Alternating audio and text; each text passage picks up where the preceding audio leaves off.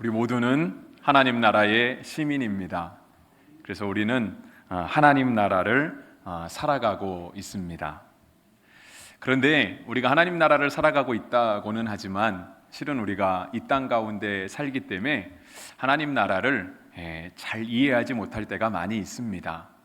그리고 또 사람의 한계가 전능하신 하나님, 또 전지하신 하나님을 다 이해할 수 없기 때문에 그분이 통치하시는 하나님 나라를 우리가 다 알고 깨닫게 되는 것은 사실상 좀 불가능합니다.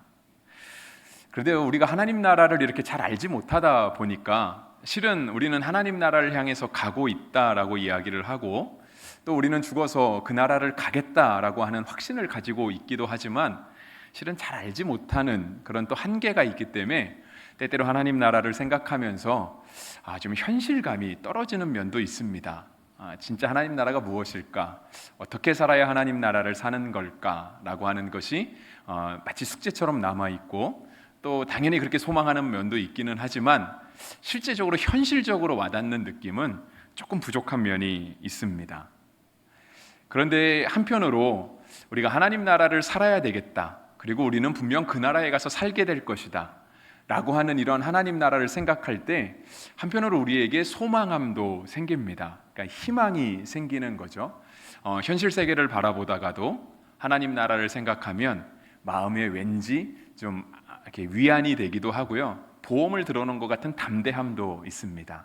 그렇지, 하나님 나라가 있지, 하나님이 살아계시지, 우리가 그 나라를 향해서 가고 있지, 지금도 그 나라를 이 땅에서 충분히 누릴 수 있다라고 하는 생각을 하면서 하나님 나라를 생각할 때 우리는 이렇게 마음 한켠에 이렇게 힘이 솟아나는 것을, 이렇게 소망을 갖게 되는 것을 보게 됩니다. 그래서 하나님 나라를 생각할 때 우리가 소망을 갖게 되고 힘을 갖게 되는 걸 보면 조금 막연하게 느껴지는 하나님의 나라라 할지라도 그것이 우리 가운데 살아있다라고 하는 것, 분명 하나님의 나라가 우리 가운데 현실성이 있는 나라구나 라고 하는 것을 우리는 또한 생각하게 됩니다. 오늘 본문은 4가지 복과 4가지 화에 대해서 이야기하고 있습니다. 그래서 소위 말해서 사복사화라고도 이야기를 합니다. 그래서 4가지 복이 무엇인지, 4가지 화가 무엇인지를 우리가 다시 한번 읽어보려고 합니다. 우리가 좀 전에도 성경 봉독을 하기는 했지만 우리가 다 같이 읽지는 않았고요, 또 설교를 아무리 잘하거나 못하거나 해도 하나님 말씀보다는 결코 우선할 수 없기 때문에 우리가 설교 시간에 하나님 말씀을 다시 한번 보는 것이 꼭 시간의 낭비거나 귀찮은 일은 아닐 거라고 확신합니다. 그래서 우리가 먼저 20절부터 23절까지의 말씀, 주님께서 우리에게 복되다 하시는 4가지 복이 무엇인가를 우리가 함께 읽어보도록 하겠습니다. 여러분 20절부터 23절까지 함께 보겠습니다. 예수께서 눈을 들어 제자들을 보시고 이르시되 너희 가난한 자는 복이 있나니 하나님의 나라가 너희 것임이요, 지금 줄인 자는 복이 있나니 너희가 배부를 것임이요, 지금 우는 자는 복이 있나니 너희가 웃을 것임이요, 인자로 말미암아 사람들이 너희를 미워하며 멀리하고 욕하고 너희 이름을 악하다 하여 버릴 때에는 너희에게 복이 있도다. 그날에 기뻐하고 뛰놀라. 하늘에서 너희 상이 큼이라. 그들의 조상들이 선지자들에게 이와 같이 하였느니라. 아멘. 네, 성경이 말하는 4가지 복 나와 있죠, 그죠? 가난한 자가 복이 있고, 줄인 자가 복이 있고, 우는 자가 복이 있고, 예수님 때문에 우리가 미움을 당하고 욕을 먹는 것, 심지어 우리가 악하다라고 평가받는 것은 복이 있는 것이다라고 말씀하십니다. 또한 이어서 성경은 4가지 화해에 대해서도 말씀하고 있습니다. 그러니까 4가지 화라고 했으니까 4가지 저주라고도 이야기할 수 있겠죠. 우리가 그 이어지는 말씀을 24절부터 26절까지 보려고 합니다. 24절은 그러나라고 이렇게 시작하고 있는데요, 우리가 24절부터 26절까지 4가지 화해에 대해서도 같이 한번 읽어보겠습니다. 그러나 화 있을진저 너희 부요한 자여, 너희는 너희의 위로를 이미 받았도다. 화 있을진저 너희 지금 배부른 자여, 너희는 줄이리로다. 화 있을진저 너희 지금 웃는 자여, 너희가 애통하며 울리로다. 모든 사람이 너희를 칭찬하면 화가 있도다. 그들의 조상들이 거짓 선지자들에게 이와 같이 하였느니라. 아멘. 네, 네 가지 복과 네 가지 화, 총 8가지입니다. 그래서 우리가 성경에 조금 익숙하신 분들은 오늘의 본문을 읽으면서 우리가 소위 말하는 팔복도 생각을 하셨을 것입니다. 그러니까 팔복은 8가지의 복을 말씀하고 있는데요. 마태복음 5장에 이 팔복에 대한 내용이 기록되어 있습니다. 내용은 오늘 우리가 본 것과 우리가 본문 좀 전에 읽은 것과 크게 다르지는 않습니다. 그런데 제가 이 팔복을 다시 한번 구체적으로 여러분들에게 읽어드리겠습니다. 마태복음 5장 3절부터 12절까지 있는데요. 이 말씀은 제가 읽겠습니다. 조금 빠른 속도로 읽어드릴게요. 심령이 가난한 자는 복이 있나니 천국이 그들의 것이며, 애통하는 자는 복이 있나니 그들이 위로를 받을 것이며, 온유한 자는 복이 있나니 그들이 땅을 기업으로 받을 것이며, 의에 줄이고 목마른 자는 복이 있나니 그들이 배부를 것이며, 긍휼히 여기는 자는 복이 있나니 그들이 긍휼히 여김을 받을 것이며, 마음이 청결한 자는 복이 있나니 그들이 하나님을 볼 것이며, 화평하게 하는 자는 복이 있나니 그들이 하나님의 아들이라 일컬음을 받을 것이며, 의를 위하여 박해를 받는 자는 복이 있나니 천국이 그들의 것임이라. 나로 말미암아 너희를 욕하고 박해하고 거짓으로 너희를 거스려 모든 악한 말을 할 때에는 너희에게 복이 있나니 기뻐하고 즐거워하라. 하늘에서 너희의 상이 큼이라. 너희 전에 있던 선지자들이 이와 같이 박해하였느니라. 아멘.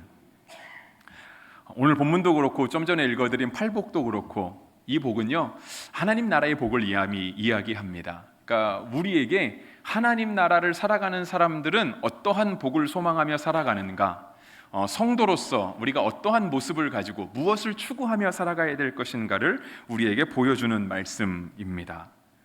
우리가 하나님을 믿는다면 오늘 성경이 말씀하시는 하나님 나라, 때때로 우리가 잘 이해하지 못하고 현실감이 없어진다라고 하는 느낌이 들 때에도요, 우리가 하나님 나라를 소망할 수 있어야 됩니다. 왜냐하면 우리 하나님을 믿기 때문에 그렇습니다. 우리는 하나님의 백성이기 때문에 그렇죠. 예배를 시작할 때에도 우리는 하나님 나라의 시민입니다 라고 서로 인사를 나누었습니다. 그렇죠. 이것에 우리가 아멘으로 고백할 수 있다면 오늘 성경이 말씀하시는 이러한 복, 또 성경이 말씀하시는 이러한 화에 대하여 이것이 곧 우리의 삶이겠구나, 이것이 오늘 우리가 살아가야 될 성도의 마땅한 모습이어야 되겠구나라고 하는 것에 우리가 다시 한번 마음을 두어야 할 것입니다. 물론 사람의 힘으로는 살아가기 어렵습니다. 왜냐하면 말씀을 읽다 보면 진짜 그렇게 살아가는 사람이 있을까, 그런 의구심이 들기 때문에 그렇습니다. 그러니까 말씀을 보면 그렇잖아요. 가난한 자가 복이 있대요. 여러분, 부자가 몇 명이나 있을까요? 우리는 그렇게 부자 같지는 않잖아요. 근데 가난해서 복이 있다라고 말할 수 있을까요? 아니면 쉽게 가서 이렇게 생각하시면 돼요. 우리 주변에 조금 어려운 이웃들이 있잖아요. 그러니까 누가 봐도 저분은 참 어렵겠다 생각되는 분이 있잖아요. 우리가 그분에게 가서 당신 참 복 있습니다, 이 말이 쉽게 안 나오죠, 그죠? 안 나와요. 그리고 그게 정말 복을 빌어주는 것 같지도 않고요. 이 말을 듣는 사람이 조금 이렇게 성질이 있는 분이라면 아마 대번에 화를 낼 겁니다. 이어지는 말씀도 그렇잖아요. 우는 자가 복이 있다. 미움을 받는 자가 복이 있다. 참 쉽지는 않습니다.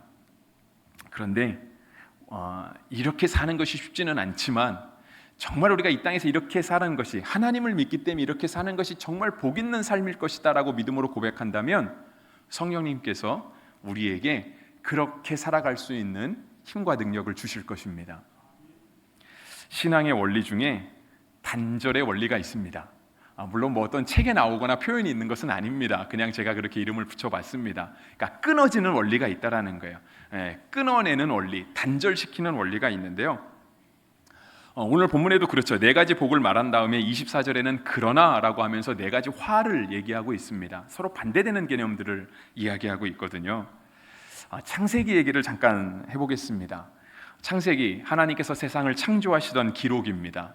하나님께서 처음에 세상을 창조하시고 아담과 하와에게 에덴 동산을 주셨습니다. 그러니까 에덴 동산에서 아담과 하와는요, 정말 천국을 누리는 것처럼 살았습니다. 물론 에덴 동산이 천국이냐, 거기까지는 잘 모르겠습니다. 왜냐하면 천국은 아무도 안 가봤고요, 에덴 동산은 아무도 안 가봤기 때문에 그래요. 알 수는 없어요. 하지만 아담과 하와는 분명 에덴 동산 안에서 염려하는 것도 없고, 걱정하는 것도 없고, 아픈 것도 없고, 슬픈 것도 없고, 일을 해야 되는 부담도 없고, 공부해야 되는 그런 부담도 없고, 정말 편안하고 행복하게 잘 살았습니다. 근데 그 땅에서 살아갈 때 조건이 하나 있었죠. 조건. 선악을 알게 하는 나무의 열매를 먹으면 안 됐습니다. 소위 말하는 선악과를 따먹으면 안 되는 거였죠. 근데 어느 날 사탄이 오잖아요. 뱀의 모습을 하고 아담과 하와를 유혹하는 거예요. 자꾸 꼬시는 거예요. 먹어도 된다고. 진짜 하나님이 먹지 말라 그랬겠냐고. 저거 먹어도 괜찮다. 죽지 않는다. 이러한 사탄의 유혹이 있을 때 결국은 아담과 하와가 넘어갔습니다. 넘어가서 따먹게 되죠. 아담도 먹고 하와도 먹고 이 선악을 알게 하는 나무의 열매를 먹는 딱 한 가지 죄, 그 죄를 저질렀습니다. 그랬더니 하나님에게 고민이 하나 생기셨습니다. 그래서 하나님은 우리가 말하는 삼위일체 하나님, 그러니까 세상을 창조하실 때 함께 계셨던 하나님, 그의 아들 예수님, 그리고 그분의 영 성령님이 함께 세상을 창조하셨습니다. 그래서 이 세 분 하나님이 고민이 하나 생기신 거예요. 어떤 고민이냐면 창세기 3장 22절이 이와 같이 말씀합니다. 여호와 하나님이 이르시되 보라, 이 사람이 선악을 아는 일에 우리 중 하나같이 되었으니 그가 그의 손을 들어 생명나무 열매도 따먹고 영생할까 하노라 하시고. 선악을 알게 하는 나무의 열매를 먹고 나서요, 사람들이 선악을 구별할 수 있게 되었다는, 선악을 아는 일에 우리 중 하나와 같이 되었다. 그래서 사람이 다른 피조물보다 더 똑똑한지는 모르겠습니다. 선악을 구별할 수 있는 사람이 똑똑해지게 됐거든요. 근데 그로 말미암아 죄가 들어오는 거예요. 하나님과의 거리가 멀어지게 되는 거죠. 천국은 죄가 없는 곳이잖아요. 하나님께는 죄가 없습니다. 그렇기 때문에 우리가 죄에 있는 모습으로 하나님께 갈 수 없어요. 그러니까 우리가 예수님을 통해서 가는 거예요.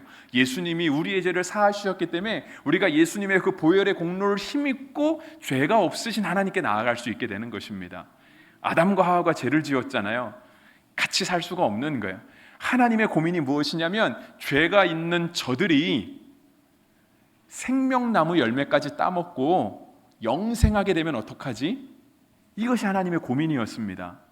그래서 하나님의 결정은 무엇이었냐면 3장 24절, 창세기 3장 24절에 이같이 하나님이 그 사람을 쫓아내시고 에덴 동산 동쪽에 그룹들과 두루 도는 불칼을 두어 생명나무의 길을 지키게 하시니라. 쫓아내셨습니다. 쫓아내셨어요. 더 이상 에덴 동산에 살 수 없다라는 거예요. 더 이상 고민도 없고 근심도 없고 아픈 것도 없고 일해야 되는 부담도 없고 공부해야 되는 부담도 없고 그런 부담이 없는 이런 나라에 더 이상 살지 못하도록 쫓아내셨다라고 하는 거예요. 그리고 나서 불칼이라고 하는, 실제로 불칼이 어떻게 생겼는지는 모르겠지만 사람이 접근할 수 없는 그런 하나님께서 강력한 방어 체계를 갖추시고 에덴 동산을 다시금 출입하지 못하게끔 특별히 생명나무로 가는 길을 막으셨습니다. 하나님께서 이렇게 하신 조치가 때때로는 조금 너무하신 게 아닌가 하는 생각이 듭니다. 굳이 쫓아내실까지 필요가 있을까?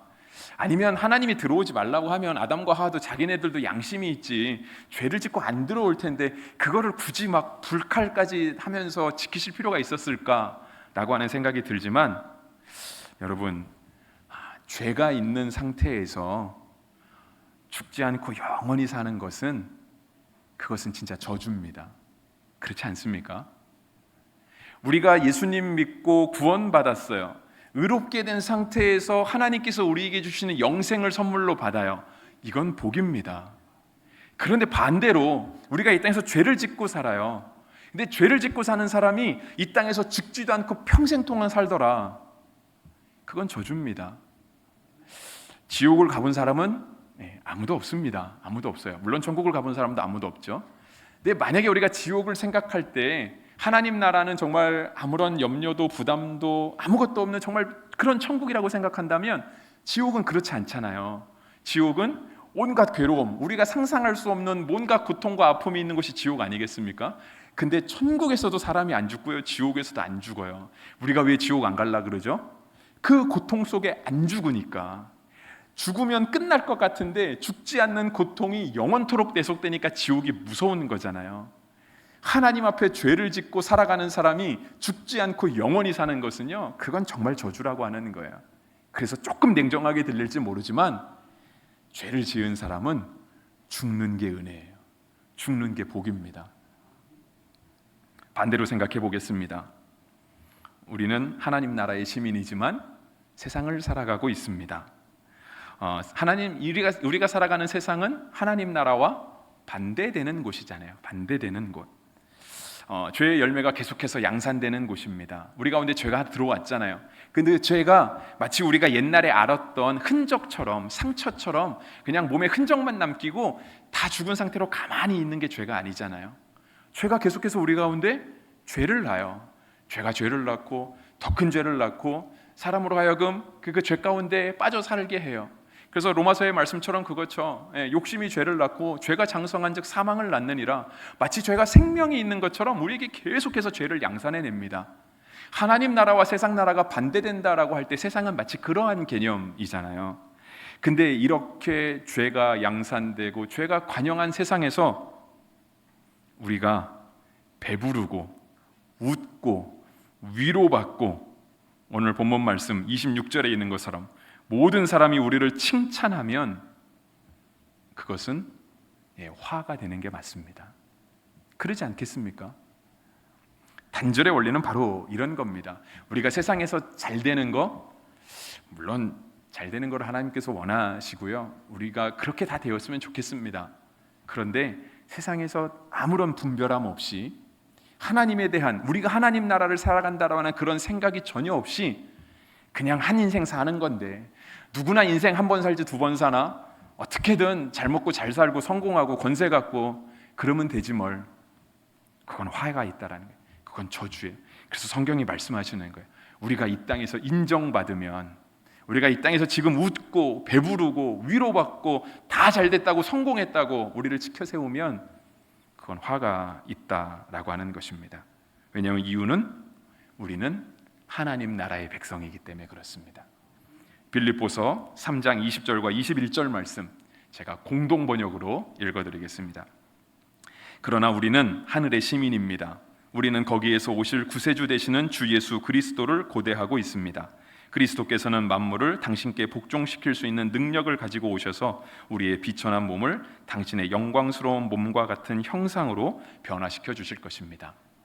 주님이 우리 가운데 오셔서 우리가 지금은 비천한 몸 같지만 그분의 영광의 형상으로 변화시켜 주실 거라는 거예요. 그러니까 다시 말해서 지금 우리는 이 땅에서 비천한 몸으로 사는 게 맞고요, 하나님 나라를 살아가게 될 때, 정말 우리 가운데 온전한 하나님 나라가 이루어질 때 마치 예수님이 누렸던 그 영광스러운 모습과 같이 우리가 변화되는 것이 맞다라고 하는 거예요. 왜냐하면 우리는 하늘의 시민이기 때문에, 하나님의 백성이기 때문에 그렇다라고 하는 것입니다. 그래서 세상과 단절되는 것이 맞고요, 세상과 단절되어 살아간다면 우리가 세상에서 조금 돈이 없어서 불편하고, 세상에서 조금 권세가 없어서 불편하고, 세상에서 조금 억울한 일을 당하고, 이런 것이 우리에게 도리어 복이 됩니다. 당연한 원리가 되는 것이죠.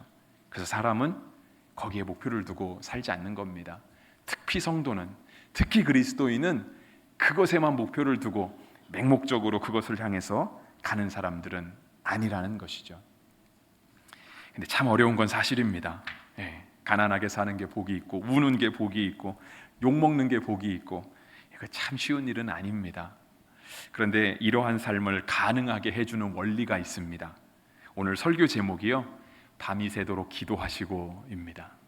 네, 우리도 아까 성경 본문을 읽었지만 성경 본문 아무리 20절부터 26절까지 읽어봐야 밤이 새도록 기도하셨다라는 얘기는 찾아볼 수 없습니다. 이 말씀은 12절 말씀에, 본문보다 앞에 있는 12절 말씀에 기록되어 있습니다. 우리가 지난주 설교 본문이 11절까지였거든요. 그래서 이제 12절부터 오늘 보려고 하는데, 제가 12절을 조금 건너뛰고 20절부터 26절까지를 본문으로 삼았습니다. 하나님 나라를 살아갈 수 있는 원리는 어디 있냐면 바로 예수님께서 하셨던 이 밤이 새도록 하나님께 기도하시고 라고 하는 여기에 그 원리가 있습니다. 예수님께서요 밤새도록 기도하셨습니다. 예수님은 하나님이시잖아요. 하나님이 하나님께 기도한다. 어쩌면 예수님께는 기도가 필요 없습니다. 우리에게는 간절히 필요하죠. 사람은 기도해야 돼요. 사람에게는 정말 밤이 새는 기도가 필요합니다. 때때로 밥도 안 먹고 하는 기도도 필요하고요. 근데 예수님께는 그렇게 기도하실 필요가 없을 수 있거든요.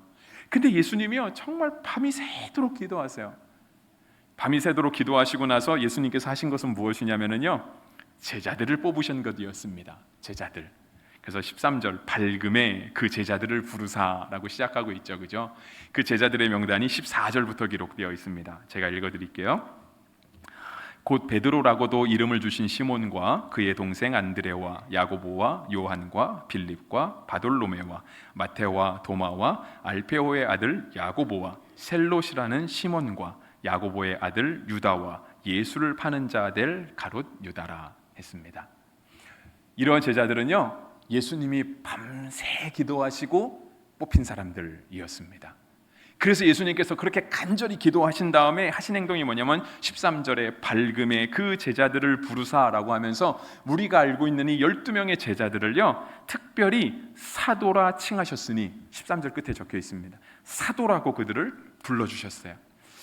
제자가 참 많잖아요. 지금 우리도 예수님의 제자라고 우리는 그렇게 생각하고 있잖아요. 하나님 나라의 백성이고 예수님의 제자고 성도이고 그리스도인이고 다 우리를 지칭하는 말 아니겠습니까? 그런데 예수님께서는요, 밤이 새도록 기도하신 다음에 14절부터 16절에 기록된 이 12명의 사람들을 특별히 사도라고 불러주셨어요. 구별되는 사람들이라고 하는 뜻입니다. 학자들은요, 누가복음과 사도행전은 사실상 같은 책이라고 보고 있습니다. 저자가 그렇기 때문에 그래요. 누가라고 불리는 사람이 누가복음도 쓰고 사도행전도 썼습니다. 물론 사이에 요한복음이 들어와 있습니다. 왜냐하면 복음서끼리 묶어놓기 위해서 요한복음이 그 사이에 들어와 있거든요. 그런데 사도들의 행적을 전하여 준 사도행전은요, 바로 오늘 예수님께서 밤새 기도하시고 뽑힌 사람들이 이루어낸 그러한 이야기, 그 이야기가 바로 사도행전입니다. 세상과는 구별된 이야기라고 하는 거예요. 그래서 오늘 본문 말씀 20절 시작할 때요, 참 어려운 말씀들이잖아요. 사복사화, 마태복음의 팔복도 그렇고요. 참 어려운 이야기인데 이 이야기는 누구에게 주셨냐면 20절 앞에 보시면은요, 예수께서 눈을 들어 제자들을 보시고 이르시되, 제자들에게 주신 말씀입니다. 밤새 기도하시고 뽑은 이 제자들을 향해 주님이 주신 말씀이라고 하는 거예요. 쉬운 말씀이 아니었습니다. 그런데 제자라고 한다면 이 말씀을 살아내야 되는 그런 당연함과 사명이 있다라고 하는 것입니다. 근데 그것이 꼭 우리에게 숙제처럼 다가오는 게 아니고요, 우리가 하나님 나라의 시민이기 때문에 우리는 세상이 주는 복에 만족하지 않고 주님이 주시는 복, 하나님 나라를 살아가는 그 복된 원리로 만족하겠습니다 라고 하는 그런 고백이 담겨 있는 겁니다. 자녀들을 외국에 보내신 분들이 있습니다. 공부하기도 하고 외국에서 살아가시는 분도 있죠. 저도 짧지만 외국에서 잠깐 살다 왔는데요, 관광으로 가면 외국이 참 좋습니다. 열심히 돈 모아서 날짜 정해서 계획 세우고 그렇게 간 세계 여행만큼 그렇게 좋은 휴가도 없을 겁니다.